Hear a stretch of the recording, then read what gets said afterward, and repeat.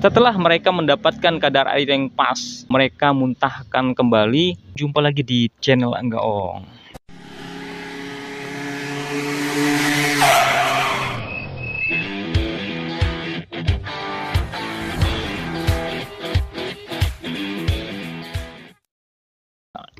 Kita itu tidak pernah habis ya untuk membahas tentang dunia perlobahan gitu ya, karena ada banyak materi-materi yang belum kita ketahui ya.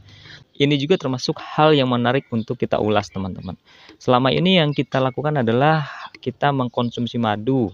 Terus kita juga tahu lah ya, madu itu kan diambil dari nektar bunga. Apakah teman-teman juga banyak yang tahu ya bahwa proses madu itu seperti apa sih? Nah, di konten kali ini teman-teman, kita akan ulas seperti apa sih lebah itu memproses madunya di dalam sarangnya. Oke, let's go. Ya elah, belum disetrika ya bos. Pecek nih. Ah, pakai ini. Mbak, keren nggak sih kalau pakai ini? Wih, keren bos. Fresh ya.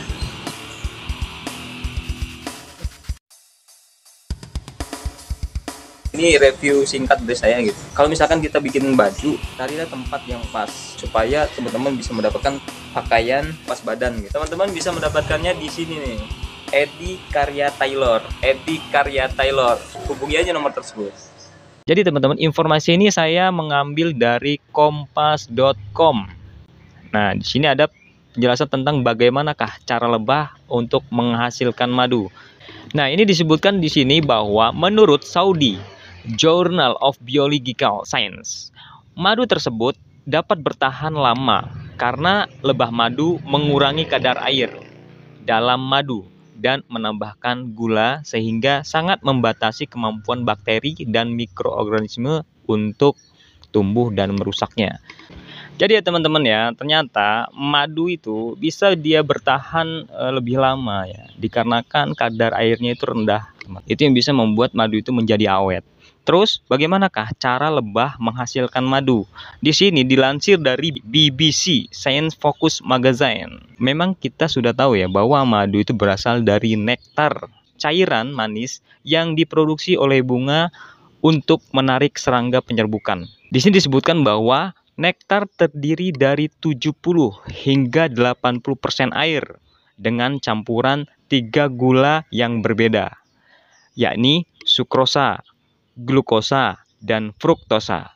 Oleh karena itu, nektar juga mengandung beberapa bahan kimia aroma untuk membantu menarik lebah ke bunga. Namun teman-teman, kita juga harus tahu nih bahwa ternyata ya, lebah itu ketika dia menghisap nektar melalui belalainya yang berongga, mereka itu menyimpan di perut pertama mereka, teman-teman. Jadi disebut di dalam perutnya itu disebutnya proventriculus. Enzim invertasi yang di dalam perut lebah madu akan memecah sukrosa menjadi molekul glukosa dan fruktosa yang lebih sederhana. Jadi terjadi proses kimia ya di dalam perut mereka gitu kan. Sementara itu ya teman-teman ya, ketika itu terjadi, enzim lain itu bertugas meningkatkan keasaman nektar yang membantu membunuh bakteri.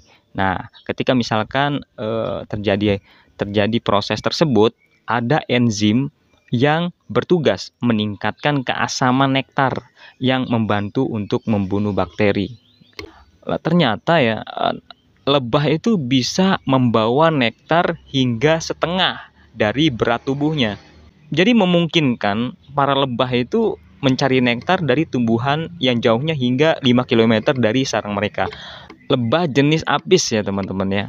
Jarak yang jauh itu sebagian besar muatan nektarnya itu digunakan selama perjalanan pulang. Itu termasuk dipakai menjadi energi mereka ya ketika proses madu tersebut ke sarang mereka.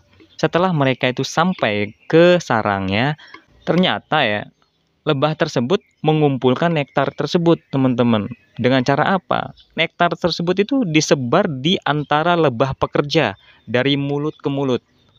Jadi hasil nektar tersebut diolah di mereka di dalam perut yang lebah pertama, lalu dioper ke lebah kedua untuk proses mengurangi kadar airnya.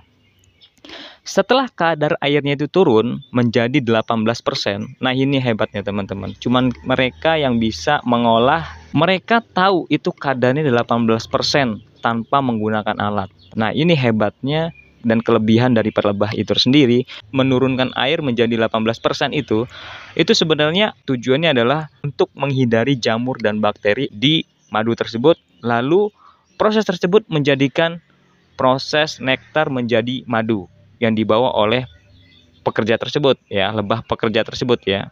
Nah, lalu madu tersebut ya teman-teman ya, ketika misalkan dimuntahkannya lagi ke dalam kantung madu oleh mereka gitu ya. Lalu disimpanlah di kantung madu tersebut. Itu ditutup sama mereka dengan lilin, teman-teman. Nah, itulah gunanya mereka itu mengambil propolis. Propolis itu adalah getah ya teman-teman ya. Mereka itu gunanya untuk menutup kembali kantung-kantung madu mereka. Ternyata awal fungsi dari disimpannya madu tersebut adalah untuk kebutuhan mereka, teman-teman. Kebutuhan konsumsi energi mereka, lebah itu sendiri. Dan fungsi dari madu tersebut adalah untuk memberi makan larva tersebut, ya teman-teman. Calon atau telur-telur larva ya teman-teman ya. Mereka itu mensuplai larva tersebut dengan madu tersebut, teman-teman. Di sini disebutkan bahwa para lebah pekerja ini kemudian menghabiskan 2 hingga 3 minggu untuk kembali mengumpulkan nektar agar bisa bertahan di musim hujan. Nah, begitulah teman-teman, ternyata ya lebah itu ketika misalkan mengubah nektar menjadi madu, itu prosesnya adalah mereka harus menyimpan nektarnya tersebut di dalam mulut mereka atau di perut mereka.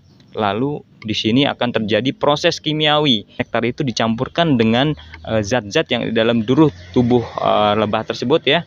Lalu setelah nektar tersebut tersimpan di dalam perut mereka, untuk mengurangi kadar air tersebut, mereka saling mengoper ke lebah lain ya teman-teman ya.